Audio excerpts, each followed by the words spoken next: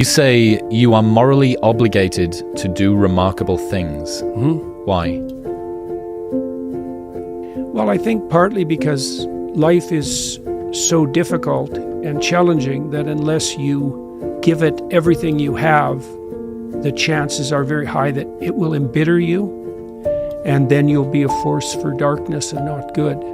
You know, the fact that life is short and can be brutal can terrify you into hiding and avoiding, but it can also, you can flip that on its head and understand that since you're all in anyways, you might as well take the risks that are adventurous.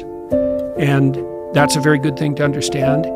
And what is also useful to understand in that manner is that there isn't anything more adventurous than the truth. This is something that took me a long time to figure out. You can craft your words to get what you want. You know, and people do that all the time. They craft their words so they can avoid taking responsibility for things they should take responsibility for, or they can craft their words to gain an advantage that they really don't deserve. That's what you do when you manipulate. And the problem with that, you might say, well, why not do that if I can get what I want? And the answer to that is, you aren't necessarily the best judge of what you need. And it's easy to be deluded in what you want. And that's the sort of delusions that people chase if they chase power. If you decide instead that you're going to just say what you believe to be true, you have to let go of the consequences. And you might think, well, I don't want to let go of the consequences because I want to control what's going on. But what you miss then is adventure, because if you don't control what's going on, you don't know what the hell's going to happen. And maybe that's exciting. And actually, there's no doubt about it. And then you have the additional advantage if you're attempting to say what you believe to be true and attempting to act in the manner that you think is most appropriate. That's genuinely you, and you have the force of reality behind you.